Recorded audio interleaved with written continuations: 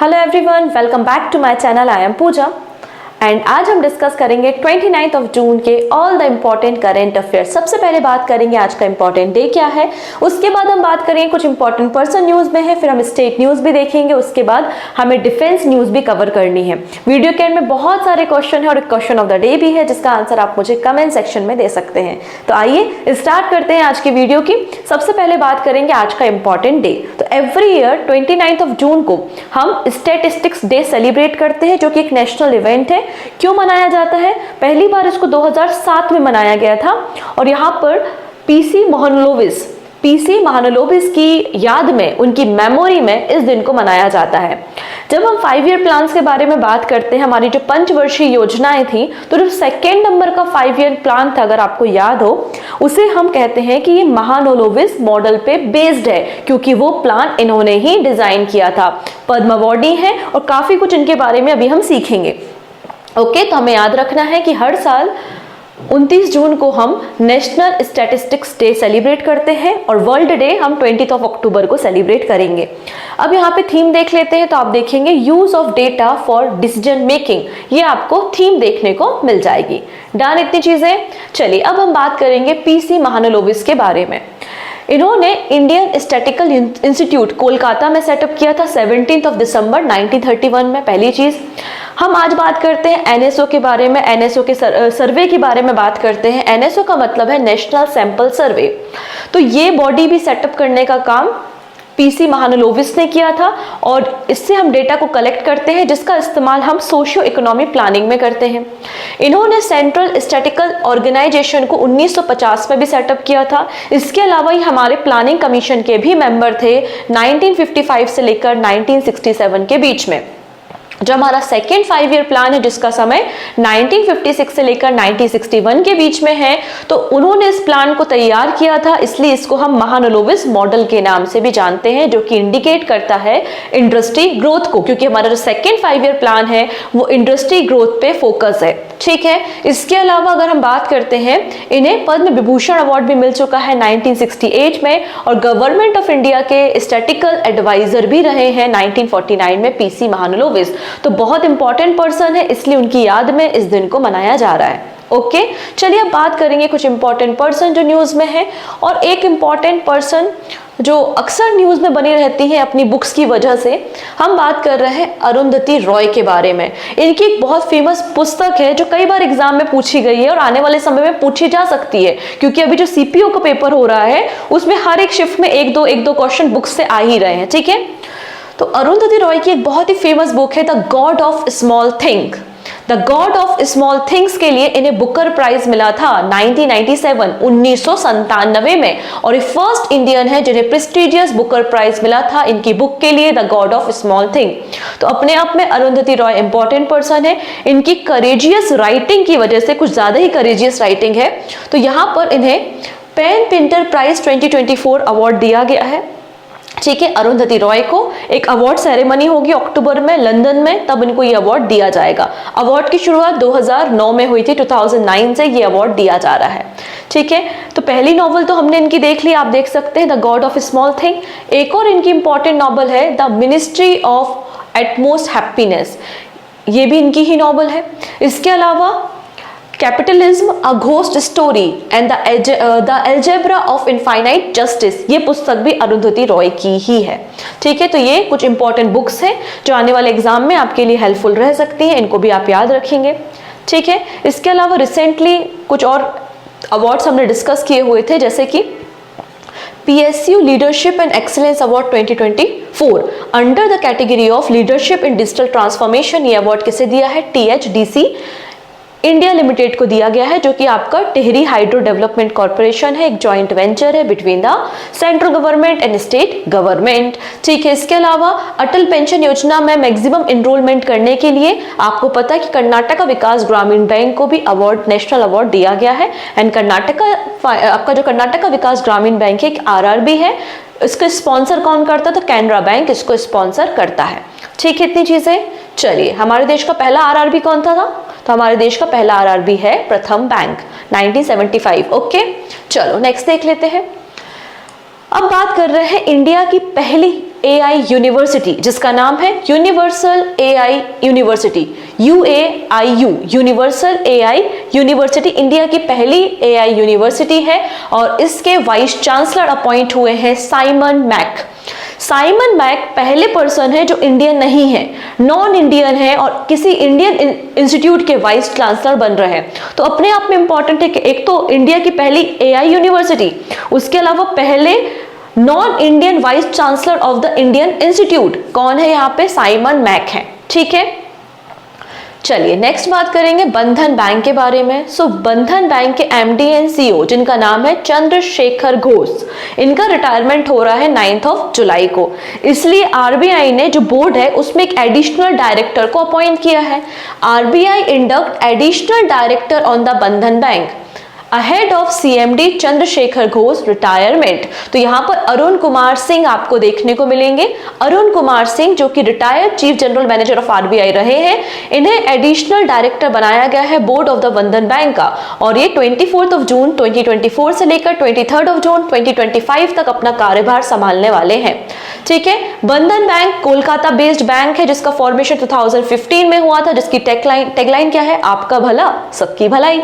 ठीक है, चलो नेक्स्ट है, यहाँ पर कुछ शॉर्ट न्यूज भी है, मतलब कुछ और पर्सन है जो हम शॉर्ट में डिस्कस करने वाले हैं। सबसे पहले हम बात करेंगे हिटमैन शर्मा जी के बेटे रोहित शर्मा के बारे में। और रोहित शर्मा पहले बैट्समैन बन गए हैं जिन्होंने 206 हिट किए हैं इन T20 इंटरनेशनल, और अब तो इंडिया फाइनल भी खेलने वाला है। ठीक है, चलो अब बात करते हैं विराट कोहली के बारे में, और इनका एक लाइफ साइज स्टैच्यू अनवील किया गया है टाइम्स स्क्वायर में न्यूयॉर्क में, और ये मैंने न्यूज आपके साथ टेलीग्राम पे भी शेयर की थी। नेक्स्ट है SBI general insurance announce Naveen Chandra Jha as its new MD and CEO। तो SBI जनरल इंश्योरेंस के नए MD एंड CEO कौन बन गए हैं, तो नवीन चंद्र झा बन गए हैं। ठीक है, ये कुछ और पर्सन थे जो हमें शॉर्ट में डिस्कस करने थे। चलिए अब बात करेंगे हम स्टेट एंड नेशनल न्यूज पे। इसके पहले एक छोटी सी इंफॉर्मेशन है आप लोगों के लिए, हम आज 12 बजे फिर से मिलेंगे। ठीक है, और 12 बजे जब हम आपसे मिलेंगे तो हम आपके साथ डिस्कस करेंगे जनवरी से लेकर जून तक जितनी भी इंपॉर्टेंट मिलिट्री एक्सरसाइज हुई हैं उनको एक सिंगल वीडियो में कवर कर देंगे हम। ये वीडियो आप लोगों के सभी एग्जाम में, आने वाले सभी एग्जाम में यूजफुल रहने वाला है। तो 6 महीने की सारी मिलिट्री एक्सरसाइज यहाँ पे कवर हो जाएंगी, तो 12 बजे जुड़ना नहीं भूलेंगे। ठीक है, हालांकि मैं लिंक शेयर कर दूंगी टेलीग्राम पे, अगर मैं भूल जाती हूँ सो प्लीज आप ज्वाइन कर लेना। ओके, तो जल्दी से एक बार लिंक को शेयर कर दो। पहली बार आ रहे हो तो चैनल को सब्सक्राइब कर लो जिससे अपकमिंग क्लासेस के नोटिफिकेशन मिल सके। एंड PDF, सो PDF के लिए आप टेलीग्राम ज्वाइन कर सकते हो, सिंपली सर्च कीजिएगा पूजा जैन CA 247, तो आप मेरे टेलीग्राम पे पहुंच जाओगे, या डिस्क्रिप्शन में लिंक भी है। ठीक है, चलो, India to conduct 21st livestock census. अब देखो इंसानों के सेंसस हो नहीं पा रही है, चलो हम जानवरों की ही कर लेते हैं, कोई दिक्कत नहीं है, क्योंकि हमारी सेंसस को ज्यादा डिले नहीं हो गई। आपको ऐसा नहीं लगता? ठीक है, कोविड एक रीजन था, लेकिन कोविड को गुजरे हुए भी काफी समय तो हो ही गया है। ठीक है, अब सेंसस होना तो चाहिए ही। चलो बात करेंगे हम 21st लाइवस्टॉक सेंसस के बारे में। Recently union minister of fishery, animal husbandry and dairying, तो union minister of fishery, animal husbandry and dairying कौन है? वो सिंह, वही सिंह है। क्या नाम है इनका? तो आप आंसर हो जाएगा लल्लन सिंह, जिनको हम राजीव रंजन सिंह के नाम से जानते हैं। ठीक है, और इन्होंने इस वर्कशॉप को ऑर्गेनाइज किया था और जहां पर डिस्कशन किया गया कि हम प्लान कर रहे हैं 21st लाइवस्टॉक सेंसस के बारे में। नई दिल्ली में डिस्कशन हुआ है।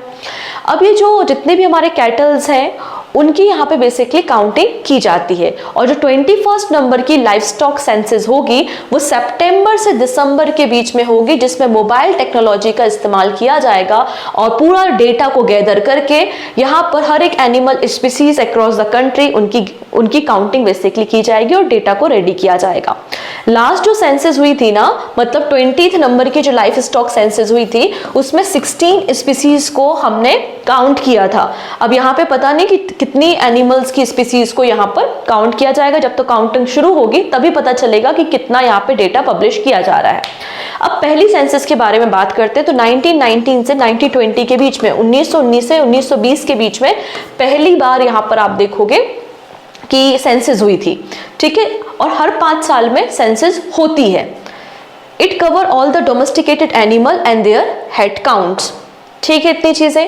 चलो अब 20वें नंबर की जो लाइफ स्टॉक सेंसस हुई थी उसके ऊपर थोड़ा सा डिस्कशन करेंगे, क्योंकि 21वें नंबर की जो सेंसस होगी बहुत सारे स्टूडेंट के, जब तक इनका मतलब सेंसस होगी सितंबर से दिसंबर के बीच में, ठीक है, फिर इनका डेटा 2025 में आएगा, तब तक आपके सारे एग्जाम निपट जाएंगे, ठीक है। तो इसलिए हमें लोड लेना ही नहीं है कि क्या सेंसस का रिजल्ट होता है, इसलिए हम 20th नंबर की सेंसस देख लेते हैं, ठीक है, वो भी इंपॉर्टेंट पॉइंट्स।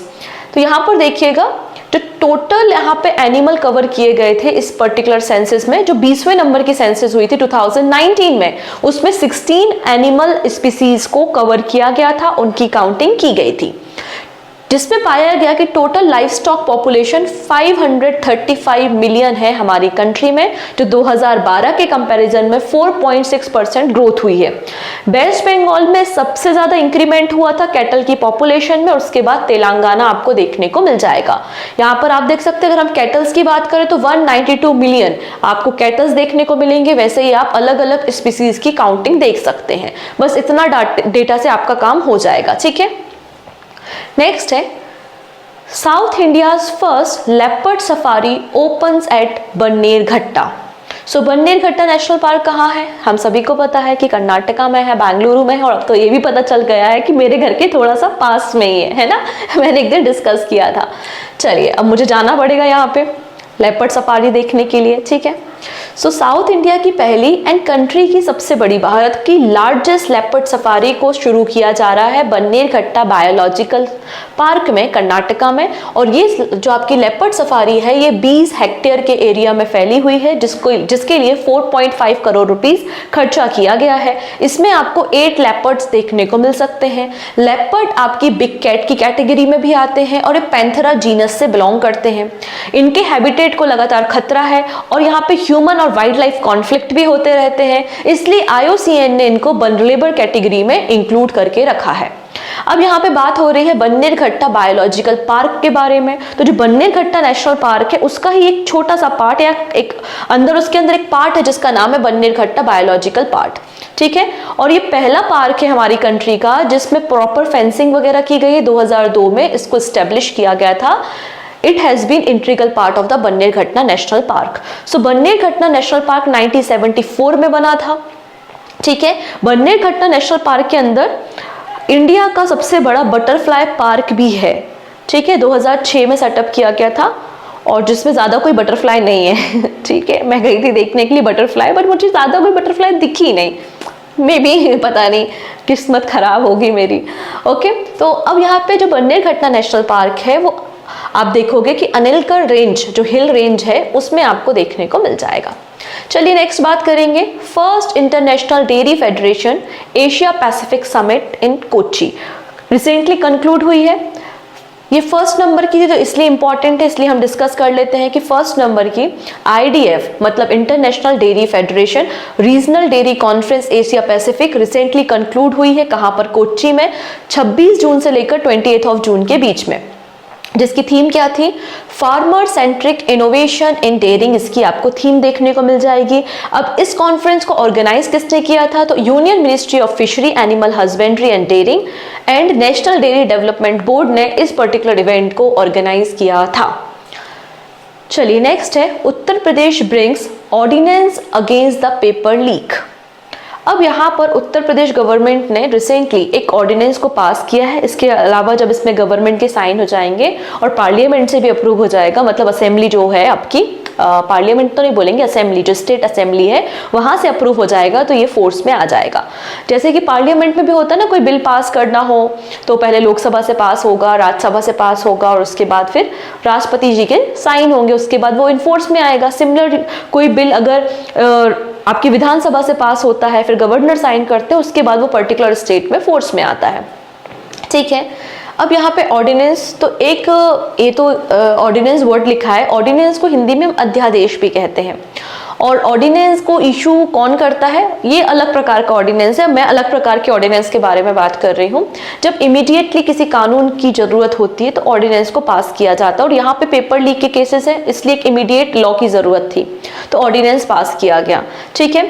यहाँ पर जब राष्ट्रपति किसी ऑर्डिनेंस को पास करते हैं, किसी अध्यादेश को पास करते हैं, तो ये इन्फॉर्मेशन आपको आर्टिकल 1 to 3 में मिलती है।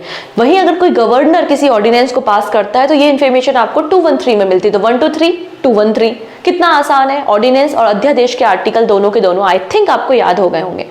चलिए अब बात करते हैं, ordinance will come into effect once it is approved by the governor and set to become law after it is passed in the assembly. तो अब क्या प्रोविजन किए गए हैं, लगातार पेपर लीक के केसेस बहुत ज्यादा बढ़ते जा रहे हैं, तो कोई स्ट्रिक्ट एक्शन लेने की जरूरत तो है ही। तो यहाँ पर इस ऑर्डिनेंस में कहा गया है कि अगर कोई भी पर्सन जो है वो इन्वॉल्व है पेपर लीक में, तो उसको 2 ईयर से लेकर आपका लाइफ इम्प्रिजनमेंट मतलब उम्र कैद की सजा होगी, 2 साल से लेकर उम्र कैद की सजा होगी, और अप टू 1 करोड़ रुपीस का फाइन यहाँ पर इम्पोज किया जाएगा। अगर कोई भी व्यक्ति पेपर लीक करता है तो उसको अरेस्ट कर लिया जाएगा और ये नॉन बेलेबल होगा। मतलब ये आपका जो ऑफेंस है, मतलब इस ऑर्डिनेंस के अंदर जो भी ऑफेंस आते हैं वो कॉग्निजेबल होंगे, मतलब किसी वारंट के बिना अरेस्ट कर लिया जाएगा, नॉन बेलेबल होंगे और सेशन कोर्ट में इनका ट्रायल चल सकता है। ठीक है, जब इस बिल को पास कर दिया जाएगा, जब गवर्नर परमिशन दे देंगे, पार्लियामेंट से पास कर दिया जाएगा, तब ये रिप्लेस किसको करेगा, तो UP public examination prevention of unfair means act 1998 को ये रिपील करेगा, मतलब इसकी जगह को वो लेगा। ठीक है, अगर हम इस पर्टिकुलर एक्ट के बारे में बात करें, यूपी पब्लिक एग्जामिनेशन एक्ट 1998, इसमें जो प्रोविजन है वो 2000 रुपए से 5000 रुपए के फाइन का है, और यहाँ पे जो सजा का प्रोविजन है वो भी आपका 3 महीने से लेकर आपका 5 साल तक है, 3 मंथ से लेकर 5 इयर्स तक का सजा का प्रोविजन है, तो इसको अब चेंज किया जा रहा है। इसके अलावा यहाँ पर इस एक्ट के अंदर जो भी क्राइम्स होते थे वो बेलेबल भी थे और नॉन बेलेबल भी थे, डिपेंड करता है कितना आपका क्राइम है। तो इसको अब रिप्लेस करके नया एक्ट लाया जा रहा है, यूपी गवर्नमेंट ने कहा है। अब यूपी से एक और न्यूज आती है, bioplastic park to be set up in Uttar Pradesh Lakhimpur Kheri district. ठीक है, अब उत्तर प्रदेश में लाखिमपुर खीरी डिस्ट्रिक्ट में एक बायोप्लास्टिक पार्क को सेटअप किया जाएगा, क्योंकि जो आपकी नॉर्मल प्लास्टिक होती है वो बायोडिग्रेडेबल नहीं होता, वो लंबे समय तक एनवायरनमेंट में रहता है, सॉइल को और एनवायरनमेंट को प्रदूषित करता है। इसलिए अब यहाँ पे हम क्या तैयार कर रहे हैं, हम तैयार कर रहे हैं बायोप्लास्टिक। जो आपके सोयाबीन होते हैं या फिर आपके जो कॉर्न या मक्का होते हैं, उससे आप बायोप्लास्टिक को तैयार कर सकते हैं, एंड बायोप्लास्टिक आपके बायोडिग्रेडेबल भी हो जाते हैं, मतलब एक समय के बाद वो मिल जाएंगे, खत्म हो जाएंगे, लेकिन नॉर्मल प्लास्टिक के साथ ऐसा नहीं होता। इसलिए उत्तर प्रदेश गवर्नमेंट ने डिसाइड किया है कि वो एक बायोप्लास्टिक पार्क को सेटअप करेंगे स्टेट में, जिसके कारण ये जो एनवायरनमेंट पोल्यूशन हो रहा है बिकॉज ऑफ द प्लास्टिक, उसको हम रिड्यूस कर सकें। तो 1000 हेक्टेयर ऑफ लैंड में इसको तैयार किया जाएगा, जिसकी एस्टिमेटेड कॉस्ट 2000 करोड़ रुपीस होगी। इसको कंस्ट्रक्ट कौन करेगा, तो इसके लिए नोडल एजेंसी है उत्तर प्रदेश एक्सप्रेसवे इंडस्ट्रियल डेवलपमेंट अथॉरिटी। ठीक है, इतनी चीजें। चलो नेक्स्ट देख लेते हैं फिर अब हम बात कर रहे हैं, यूपी में फिल्म सिटी भी बनने जा रही है। ठीक है, जिसके लिए उत्तर प्रदेश गवर्नमेंट ने एग्रीमेंट भी साइन कर दिया है। सो उत्तर प्रदेश में अगर आप देखेंगे तो ग्रेटर नोएडा में एक नई फिल्म सिटी बनने जा रही है। ठीक है, इसका कंस्ट्रक्शन 3 से 4 महीने में स्टार्ट हो जाएगा और लगभग 8 इयर्स का समय, 8 साल का समय लगेगा इस फिल्म सिटी को रेडी होने में। इसके लिए 1000 एकड़ ऑफ लैंड भी दिया गया है और 1500 करोड़ की कॉस्टिंग के साथ इस फिल्म सिटी को नेक्स्ट 8 ईयर में कंप्लीट किया जाएगा। अब ये एग्रीमेंट किसके बीच में साइन हुआ है, तो आप देखेंगे Yamuna expressway industrial development authority and यहाँ पे बोनी कपूर को तो आप जानते होंगे। ठीक है, तो बोनी कपूर जो कि एक फिल्म प्रोड्यूसर है, उनकी कंपनी है जिसका नाम है बेबू प्रोजेक्ट LLP। इन कंपनीज के बीच में एग्रीमेंट साइन हुआ है और यहाँ पर फिल्म सिटी बनाई जा रही है। डन इतनी चीजें। तो ये थे हमारे स्टेट न्यूज। चलिए अब बात कर लेते हैं, कुछ एक का दुक्का हमारी बैंकिंग न्यूज भी है, और हम बात कर रहे हैं रेमिटेंस के बारे में। सो रेमिटेंस मैंने कई बार बता चुका है। रेमिटेंस क्या होता है, जब भारत के लोग किसी दूसरी जगह पे, किसी दूसरे देश में जॉब करते हैं और अब अपने घरों में पैसा वगैरह भेजते हैं, उसे ही हम रेमिटेंस कहते हैं सिंपल भाषा में। तो जरा सोच के देखिए, अगर पूछा जाए तो सबसे ज्यादा इंडियन कहाँ पर जॉब कर रहे हैं, तो हम बोलते हैं ना यार कि हम तो दुबई जा रहे हैं, हम तो गल्फ जा रहे हैं, अरब जा रहे हैं, या हम बात क्या करते हैं कि हम तो अमेरिका जा रहे हैं। ऐसी बातें होती हैं जनरली मोहल्ले वगैरह में। तो सबसे ज्यादा इंडियंस जहां से हमें रेमिटेंस रिसीव हुआ है वो USA है। तो USA सबसे बड़ा सोर्स है हमारे रेमिटेंस का, एंड सेकंड नंबर पे UAE। तो USA एंड UAE सबसे बड़े सोर्सेज है हमारे रेमिटेंस के लिए। यहाँ पे वर्ल्ड बैंक ने एक रिपोर्ट पब्लिश की है, उसको हम जल्दी से डिस्कस कर लेते हैं। ठीक है, माइग्रेशन एंड डेवलपमेंट ब्रीफ। इस रिपोर्ट को पब्लिश किया है वर्ल्ड बैंक ने और ट्वाइस इन अ ईयर, 2 बार साल भर में इस रिपोर्ट को पब्लिश किया जाता है बाय द वर्ल्ड बैंक। इसमें बताया गया है इनवर्ड रेमिटेंस, मतलब 2024 में भारत को कितना रेमिटेंस रिसीव होगा, इस रिपोर्ट में बताया गया है। तो रिपोर्ट में क्या कहा गया है कि 2024 में भारत को 124 बिलियन डॉलर रेमिटेंस रिसीव होगा, जबकि 2023 में 120 बिलियन डॉलर हमें रेमिटेंस रिसीव हुआ था एंड 2025 में हमें 129 बिलियन डॉलर रेमिटेंस रिसीव होगा, ऐसा वर्ल्ड बैंक ने कहा है। अगर हम 2023 की बात करते हैं तो 2023 में 120 बिलियन डॉलर हमें रेमिटेंस रिसीव हुआ था और इंडिया यहाँ पे वो कंट्री बन गई थी जिसको सबसे ज्यादा वर्ल्ड में रेमिटेंस रिसीव हुआ था इन 2023। ठीक है, तो migration and development brief is publish by the world bank twice a year, जिसमें आपको ब्रीफ प्रोवाइड की जाती है update and the trend and issues related to the remittance flow in the world. इसमें क्या कहा गया है कि इंडिया को 124 बिलियन डॉलर रेमिटेंस रिसीव होगा इन 2024 and 129 billion dollar remittance receive होगा इन 2025। 2023 में हमें 120 बिलियन डॉलर रेमिटेंस रिसीव हुआ था, ऐसा इस रिपोर्ट में कहा गया है। India is the largest recipient of the remittance in the world. 2023 में सबसे ज्यादा वर्ल्ड में रेमिटेंस हमको मिला था जो कि 120 बिलियन डॉलर है। उसके बाद Mexico, China, Philippines and Pakistan था। ठीक है, हमारे जो सोर्सेज है वो मैंने बता दिए हैं, अमेरिका और यूएई है जो सबसे बड़े सोर्सेज है इंडिया के रेमिटेंस के लिए। रेमिटेंस के अलावा अगर हम बात करते हैं इमिग्रेंट्स के बारे में तो इंडिया टॉप पर है इमिग्रेंट्स के मामले में। आप देखोगे 18.7 मिलियन लोग हैं। इसके अलावा यूक्रेन सेकंड में, then China, Mexico and Venezuela आपको देखने को मिल जाएगा। डन, इतनी चीजें। अब अगर हम वर्ल्ड बैंक के बारे में बात करें तो 1944 में इसका फॉर्मेशन हुआ था। हेडक्वार्टर वॉशिंगटन डीसी में है। प्रेसिडेंट अजय बंगा जी हैं और कई सारी रिपोर्ट वर्ल्ड बैंक पब्लिश करता है एवरी ईयर। आप यहाँ पे वो लिस्ट देख सकते हैं। ये वो सारी रिपोर्ट्स हैं जो वर्ल्ड बैंक के द्वारा रिलीज की जाती हैं।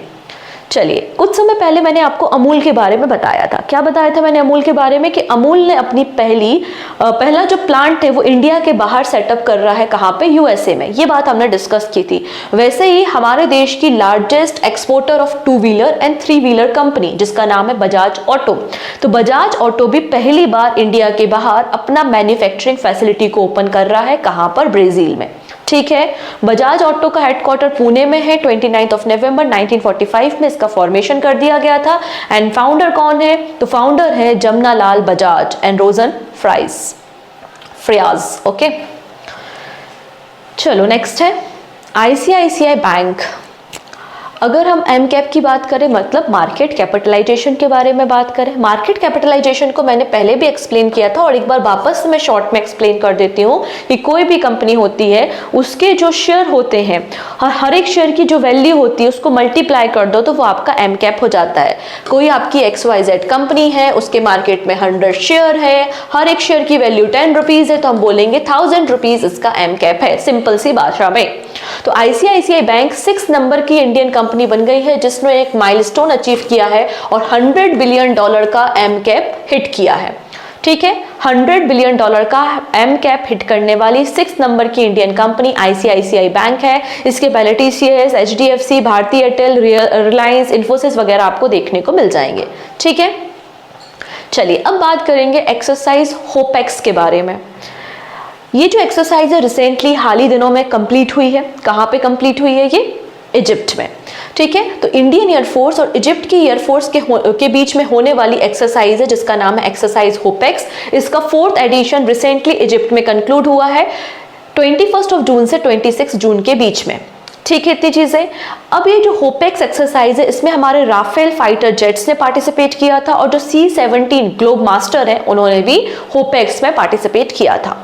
MRMOCR developed by the DRDO lab Jodhpur handed to the Indian Navy. Recently, Jodhpur laboratory of research and development organisation जो कि DRDO की एक लेबोरेटरी है, उन्होंने MRMOCR टेक्नोलॉजी को डेवलप किया और इसको इंडियन नेवी को हैंड ओवर किया है, जिसके कारण इंडियन नेवी की डिफेंसिव कैपेबिलिटीज इंक्रीज हो गई हैं। अब यहाँ पे बात हो रही है MRMOCR के बारे में। इसका क्या मतलब है? इसका मतलब है medium range microwave obscurant chaff rocket.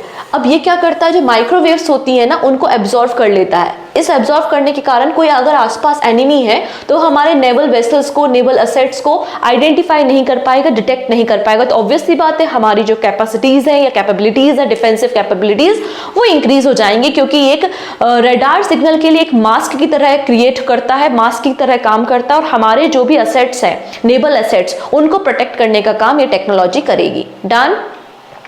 Next है स्पेस मैत्री मिशन। ये मिशन ऑस्ट्रेलिया एंड इंडिया का मिशन है और दोनों मिलकर स्पेस सेक्टर में काम करेंगे। स्पेस सेक्टर में कोलैबोरेशन के लिए इसको लॉन्च किया गया है। So Australian government enter $18 million MOU with a new space India limited. New space India limited एक कमर्शियल आर्म है इसरो की, ठीक है, अंडर द मैत्री मिशन। तो यहाँ पे न्यू स्पेस इंडिया लिमिटेड और ऑस्ट्रेलिया गवर्नमेंट के बीच में एग्रीमेंट साइन हुआ है $18 मिलियन का, ठीक है। मैत्री का मतलब है mission for Australia, India's technology, research and innovation. दोनों मिलके कमर्शियल ऑपरेशंस जो होते हैं या इंस्टीट्यूशनल जो स्पेस ऑर्गेनाइजेशन है दोनों देशों की, वो मिलके कमर्शियल ऑपरेशंस को रन करेंगे। इंडिया एंड ऑस्ट्रेलिया के बीच का ये एग्रीमेंट है। इस एग्रीमेंट में कहा गया है कि new space India limited Australia के ऑप्टिमस स्पेसक्राफ्ट को लॉन्च करेगा 2026 में। ऑस्ट्रेलिया का ये जो ऑप्टिमस स्पेसक्राफ्ट है, इसका वेट 450 kg है और ये ऑस्ट्रेलिया का लार्जेस्ट स्पेसक्राफ्ट डिजाइन है और इसरो इसको SSLV मतलब स्मॉल सैटेलाइट लॉन्चिंग व्हीकल से लॉन्च करेगा, ठीक है। न्यू स्पेस इंडिया लिमिटेड क्या है, तो आंसर हो जाएगा इसरो की एक कमर्शियल आर्म है, क्योंकि इसरो सबके साथ डील करने खुद नहीं जाता, उनकी कमर्शियल बॉडी है जो अलग अलग कंट्रीज के साथ डील करती है कि हम आपकी सैटेलाइट लॉन्च कर देंगे, आपके लिए एयरक्राफ्ट बना देंगे, एटसेट्रा। 2019 में इसका फॉर्मेशन किया गया था, बेंगलुरु में इसका हेडक्वार्टर है एंड डिपार्टमेंट ऑफ स्पेस के अंदर ये बॉडी काम करती है। नेक्स्ट है डायरेक्टर जनरल ऑफ RPF मतलब रेलवे प्रोटेक्शन फोर्स के डायरेक्टर जनरल मनोज यादव। इन्होंने रिसेंटली संज्ञान एप्लीकेशन को लॉन्च किया है। तो ये संज्ञान एप्लीकेशन RPF के लिए है। हमारे जो नए क्रिमिनल लॉज हैं और पुराने क्रिमिनल लॉज हैं उनकी डिटेल स्टडी करने के लिए, इंफॉर्मेशन के लिए इस संज्ञान एप्लीकेशन को लॉन्च किया गया है to provide in depth information on 3 new criminal laws.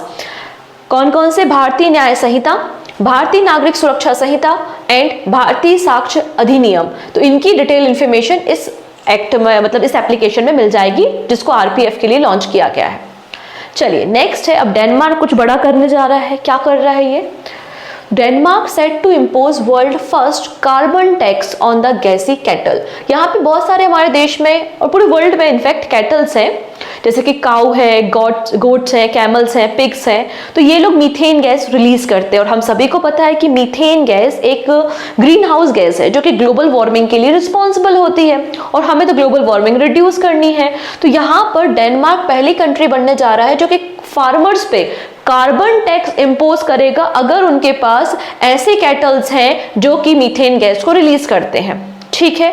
ये बात यहाँ पर कही गई है और 2030 से 2030 से इस कार्बन टैक्स को इंपोज किया जाएगा फार्मर्स पे, ठीक है। इतनी चीजें क्योंकि इनका कुछ टारगेट है, क्या है कि 70% हमें ग्रीन हाउस गैसेस को रिड्यूस करना है from 1990 level by the year 2030, ठीक है। $43 per ton of carbon dioxide emission पे फार्मर्स को टैक्स देना पड़ेगा 2030 से और जो ग्रेजुअली इंक्रीज हो जाएगा $108 बाय द 2035। ये डेनमार्क ने फैसला लिया है। नेक्स्ट है US designate Kenya as a major non NATO alliance. तो नेटो मतलब नॉर्थ अटलांटिक ट्रीटी ऑर्गेनाइजेशन है, 1949 में इसका फॉर्मेशन हुआ था, ठीक है। और रिसेंटली नेटो के नए सेक्रेटरी जनरल भी अपॉइंट हुए हैं जो मैंने आपके साथ करेंट अफेयर्स में डिस्कस किया था, पर मैं नहीं बताऊंगी, आप मुझे कमेंट सेक्शन में बताएंगे कि नेटो के न्यू सेक्रेटरी जनरल किसे अपॉइंट किया गया है, ठीक है।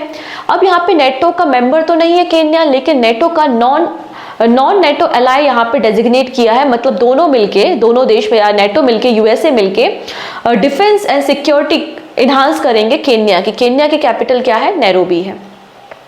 नेक्स्ट है central civil service leave amendment rule 2024, ठीक है। आप लोग ने मैटरनिटी लीव के बारे में डेफिनेटली सुना होगा। कोई लेडी जब बच्चे को जन्म देती है तो उसको मैटरनिटी लीव मिलती है, लेकिन अगर कोई लेडी बच्चे को जन्म नहीं दे रही है लेकिन वो सैरोगेटेड मदर है, मतलब उसने खुद बच्चे को जन्म नहीं दिया है लेकिन सैरोगेसी करवाई है किसी दूसरी लेडी से और उसके पास एक बच्चा आया है, तो ऐसे केसेस में भी गवर्नमेंट एम्प्लॉयज को लीव प्रोवाइड की जाएगी। इस तरीके से एक्ट पास किया गया है, till now there were no rules to grant maternity leave to the women government employee in case of child was born through the surrogacy. ठीक है, तो according to the changes made in the central civil service leaves rule 1972, तो यहाँ पे 1972 के rules में कुछ changes किए गए हैं। क्या कहा गया है? In the case of surrogacy, तो यहाँ पे दो पर्सन इन्वॉल्व हो गए, एक तो वो मदर हो गई जो कि सैरोगेसी कर रही है और दूसरी वो मदर हो गई जो सैरोगेसी करवा रही है। ठीक है, दो लोगों का इन्वॉल्वमेंट हो गया। The surrogate as well as the commissioning mother with less than the 2 surviving children may be granted maternity leave of 180 days in the case either or both of them are government employed या government servant। तो इसमें क्या बोला गया है, जो आपकी commissioning mother और सरोगेट मदर है, दोनों को अगर उनके 2 से ज़्यादा सर्वाइविंग बच्चे नहीं है तो उनको 180 डेज की यहाँ पे लीव प्रोवाइड की जाएगी अगर दोनों ही गवर्नमेंट सर्वेंट है। ठीक है, इतनी चीज़ें। इसके अलावा फादर के लिए भी बोला गया है, तो ऐसे फादर जो कि यहाँ पे इन्वॉल्व है सैरोगेसी में, ठीक है, मतलब जिनको बच्चा मिला है सैरोगेसी के बाद, तो उनको भी 15 डेज की लीव यहाँ पे ग्रांट की जाती है, ऐसा बोला है। लेकिन गवर्नमेंट सर्वेंट एम्प्लॉय होना मैंडेटरी है। ठीक है, तो इसमें बोला है कि फीमेल सर्वेंट और सिंगल मेल गवर्नमेंट सर्वेंट पूरे साल भर में मैक्सिमम 730 डेज की मैक्सिमम चाइल्ड केयर लीव्स को ले सकते हैं, चाहे बच्चे की हेल्थ खराब हो गई हो या सिकनेस के कारण, एजुकेशन नीड्स के कारण या अदर नीड्स के कारण, तो मैक्सिमम 730 डेज की आप यहाँ पे लीव ले सकते हो as a child care leave. ये इस बिल में कहा गया है। डन इतनी चीजें। चलिए अब कुछ एमसीक्यू देखेंगे जिसके साथ हम करंट अफेयर्स को भी डिस्कस करते जाएंगे। जैसे कि फर्स्ट है, which of the following will build 650 crore rupees museum of temple in Ayodhya. तो पहली चीज तो म्यूजियम ऑफ टेम्पल बनाया जा रहा है अयोध्या में, उत्तर प्रदेश गवर्नमेंट ने परमिशन दे दी है और ये कौन बना रहा है? टाटा सन्स बना रहा है, जिसके लिए कॉस्टिंग आएगी 650 करोड़ रुपीज और ये 650 करोड़ रुपीज टाटा सन ही देगा under the corporate social responsibility fund. ठीक, नेक्स्ट है, वर्ल्ड बैंक की रिपोर्ट पब्लिश हुई है जिसमें 2023 में भारत ने कितना रेमिटेंस रिसीव किया है। आंसर हो जाएगा $120 billion. Option B is the right answer. National council of applied economic research के अकॉर्डिंगली FY25 में भारत की जीडीपी ग्रोथ कितनी है? आंसर हो जाएगा 7.5% इन्होंने एस्टिमेट की है। ठीक है, डायरेक्टर जनरल कौन है? तो पूनम गुप्ता मिल जाएंगी। कुछ दिन पहले मैंने आपको S&P के बारे में बताया था कि इन्होंने FY25 के लिए 6.8%, FY26 के लिए 6.9% और FY27 के लिए 7% जीडीपी फॉरकास्ट की है इंडिया की। ठीक है, नेक्स्ट है, vice president of India Boolean jewellers association किसे बनाया गया है? तो अक्षा मोहित कंबोज को बनाया गया है और ये पहली लेडी है जो वाइस प्रेसिडेंट बनी है इस ऑर्गेनाइजेशन की। ठीक है, नेक्स्ट है, first international dairy federation Asia Pacific summit कहां पर ऑर्गेनाइज हुई? तो कोच्चि केरला में हुई। ऑप्शन डी बिल्कुल करेक्ट हो जाएगा। नेक्स्ट है, पेन पिंटर प्राइज 2024 किसे दिया गया है? तो आज ही हमने देखा है अरुंधति रॉय को यह अवार्ड दिया गया है। ठीक है, नेक्स्ट है, new president of the professional golf tour of India किसे बनाया गया है? तो कपिल देव जी को बनाया गया है। ये बात हमने कल डिस्कस कर ली थी। नेक्स्ट है, MOCR टेक्नोलॉजी किसने तैयार की है? तो जोधपुर लेबोरेटरी ऑफ DRDO ने रेडी किया है। ऑप्शन ए बिल्कुल करेक्ट हो जाएगा। नेक्स्ट है, संजना ठाकुर। संजना ठाकुर को रिसेंटली 2024 का कॉमनवेल्थ शॉर्ट स्टोरी प्राइज दिया गया है। पूछा जा रहा है इनकी किस स्टोरी के लिए कॉमनवेल्थ शॉर्ट स्टोरी प्राइज मिला है संजना ठाकुर को? तो आंसर हो जाएगा ऐश्वर्या राय। इनकी जो शॉर्ट स्टोरी है ना उसका नाम है ऐश्वर्या राय, जिसके लिए संजना ठाकुर को 2024 का कॉमनवेल्थ शॉर्ट स्टोरी प्राइज मिला है और एक थर्ड इंडियन है जिनको ये प्राइज दिया जा रहा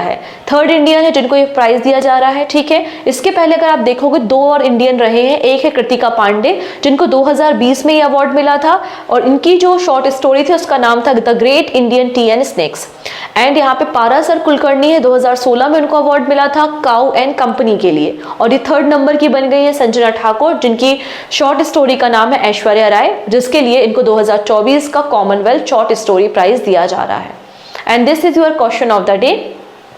रिसेंटली वो कौन सी कंपनी है जिसको मिनी रत्न कैटेगरी 1 स्टेटस दिया गया है रिसेंटली? ओके, और ये भी बता देना मुझे वो कौन सी कंपनी है जिसको रिसेंटली नवरत्न स्टेटस भी दिया गया है। तो 3 क्वेश्चन मैंने आपसे पूछ लिए। पहला क्वेश्चन है नेटो के सेक्रेटरी जनरल किसे बनाया गया, सेकंड क्वेश्चन स्क्रीन पे है एंड थर्ड नवरत्न कंपनी कौन सी बनी है रिसेंटली। ओके, तो तीनों क्वेश्चन का आंसर कमेंट सेक्शन में देना और 12 बजे जुड़ना नहीं भूलेंगे। तो मिलते हैं नेक्स्ट वीडियो में। Take care and bye bye.